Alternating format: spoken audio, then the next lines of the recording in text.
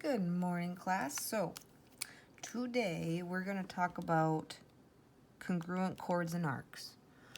First thing before we start introducing what we need to know is what's a chord, what's an arc? It goes back to our knowledge of our vocab. So, first, a chord is a segment where there are two endpoints on the circle. All right, so it's not a radius. Radius is the center to a point on a circle. A chord is a segment that has two endpoints that touch the circle. Okay? And then an arc is a piece of the circumference. Circumference is around the circle. So an arc is a piece of that. So for instance, if I look at arc DC, I'm looking at around the circle. So we're comparing an arc measure, a piece outside of, piece on the circle versus a segment which is inside the circle. Okay? And a chord, one of the special chords would be what? What chord do you think would also have two endpoints? It's a special chord. It's the longest chord. Well, that longest chord, if it was drawn on here, would be the diameter. The diameter is the longest chord, okay? But if we just talk about chords just in general, typically it is going to say this. So maybe on a question on a test or a quiz, they would say, what is the longest chord? Or what is diameter? Is it a chord or not? It would be. It's the longest one. Okay, so a chord, two endpoints make a segment. An arc is a piece of the circumference. So what we're going to learn today, notice that I have this blanked out. On your paper, you don't even notice that there was information there, because we're just going to talk about the basics. We're not going to go hardcore into chords and arcs. So two chords are congruent, same length, if and only if. Two things. One is, two chords are the same length if their corresponding arcs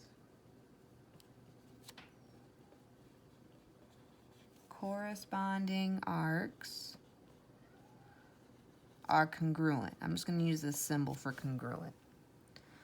Okay, so if I know, let's say on this picture, let's say that they put a tick mark here and a tick mark here. Well, this is telling me, okay, they're telling me that these two minor arcs are congruent. Well, then therefore, the chords are going to be congruent. Okay, arcs are degrees. These are degrees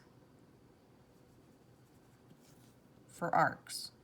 But if I know the arcs are congruent in degrees, then the length of the chord, these two chords, DC and AB or CD, those two chords are going to be the same length, like if I use a ruler.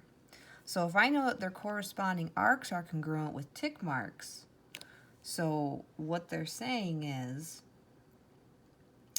how do I want to put this? If the measure of arc AB, well, actually, no, I'm going to write this way. Apologies. So I'm going to say this. If, okay, AB is equal to CD, so segment AB and segment CD, those chords are equal to each other if and only if the measure of their arc, so arc AB is equal to the measure of arc CD. This means if and only if, so it goes both ways. It goes both ways. If they put tick marks on the chords, sorry, my cat's trying to get in here. Good grief, Scruffy. Get out of there. Keep going. Keep going. All right, sorry about that. So if I know that these chords are the same length with tick marks, then therefore I also know that their corresponding arcs are going to be the same degrees. If I know that the vice versa of that, if they tell me the opposite, then I know that the other part is also congruent. Now, the nice thing is, and I actually should have whited this out too, there is no part B. This is all we're going to learn today. Okay, so let's look at examples of this after I've been rambling a little bit. So if I look at number 1, find x. Okay, sounds easy enough. But if I look at the circle, I see circle. I see tick marks. I see tick marks on the chords. So if these chords are congruent to each other, these chords are the same length, then therefore these two arcs, arc ST, is going to be the same degrees as arc SR. Well, notice arc SR is 115. Well, then arc ST needs to equal 115. Okay, congruent means to set them equal to each other.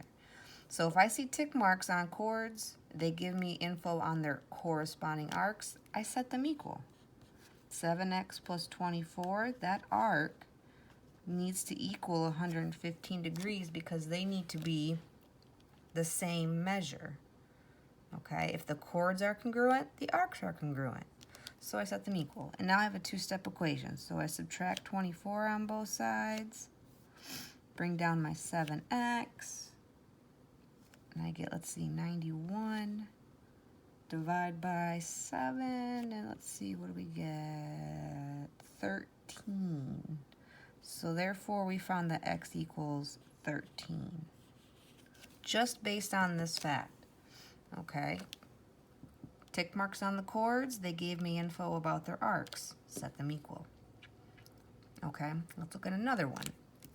I'll use a different color. I actually got more colors this time. Number 2, find x. Okay. So, actually, do I want to go a different one? No, we'll do that. Number 2, find x. So now I see tick marks on the arcs. So if the arcs are congruent, therefore the chords are congruent to each other.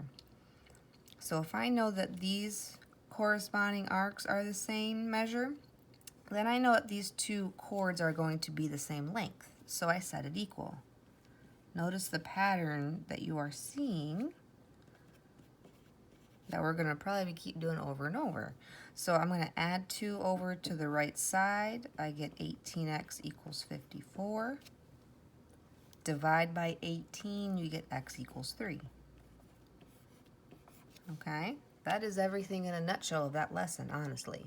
The only thing that they're going to add on is saying, okay, instead of finding x, I want you to find the length of xy. Well, we still got to find x. Once we find x, then we can find segment xy by doing my favorite jingle. Plug it in, plug it in. So, here, number 3, I see tick marks on the arcs. There's tick marks on the arcs. So therefore, these arrows that are pointing to these chords, if the arcs are congruent, then the chords are congruent. I set them equal. I'm going to go back to the black marker. So now I have 9x minus 34. Well, that chord needs to equal the other chord of 4x plus 1. And now I have a multi-step equation. I'm going to move x's to one side, and then it'll be a 2-step. So if I subtract 4x from 9, I get 5x minus 34 equals, and I bring down my 1. Now it's a 2-step equation.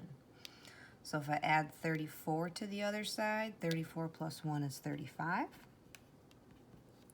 Bring down my 5x, divide by 5, and we get x equals 7. But we're not done yet.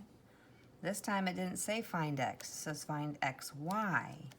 So xy is 4x plus 1. xy equals 4x plus 1. So what we're going to do is, in place of x, we're going to put 7. So now it's going to be 4 times 7, which is 28, plus 1. So we find out that the length of each of these chords is 29 units. We don't know if it's centimeters, meters, miles, so we can just say in general, okay, I know that both of these chords, V, W, and X, Y, are 29. And that's a way to check your work. You could plug in 7 into 9x minus 34, and you should get the same thing because they are equal to each other. They need to equal each other. So what I'd like you to do is please pause the video and try out number 4. If you want, you can move on to number 5 as well. But let's start with 4. I want you to pause and work this out. Notice it says find the measure of arc RS. So we're going to have to find x first before we plug it in. So give that a try.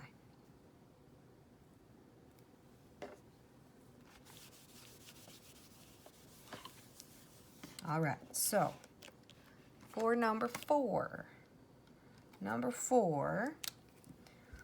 I have tick marks on the chords, so if the chords are congruent, their corresponding arc measures that they open up to are congruent. So I set them equal. So we get 11x minus 72 equals 5x plus 6. We would move things around. Oliver, not right now. Yes, my cats are driving me a little bonkers right now. All right, so I would subtract 5x, then I have a 2-step equation. You should have gotten that x equals, not 10, x equals, move that over, 13. So x equals 13. Okay, and we're almost done. Now that we found x, we can find the measure of RS. So if I look at RS, here is measure of RS, arc RS. So the measure of arc RS is 11 times 13, because we found x, minus 72.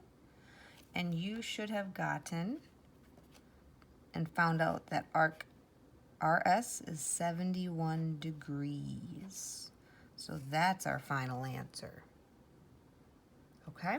So if you haven't tried it yet, pause the video again and work on number 5.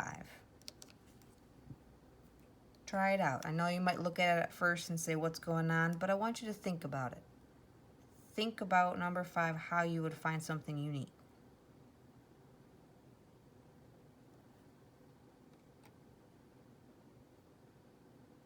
All right. Now, there are different ways you can approach this problem. If I look at this, now they're kind of switching it up because they like to bug you. So I see that there's tick marks on the chords. So if the chords are congruent, then I know that arc XY, wow, that red marker does not work. Then I know that the arc XY is going to be congruent or equal to arc ZY. But now you're thinking, well, what the heck is that? Well, if they're congruent, if these are congruent to each other, if this is 6x minus 20, then therefore this arc, since they're equal, is also 6x minus 20. Okay? So there's 2 ways you could do this. You could have, there's 2 6x minus 20s. There's 2 of them. I'm just doubling it.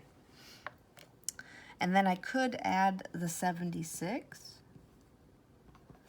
And that would make me go a full circle all the way around. So what would I set that equal to if I go all the way around? 360.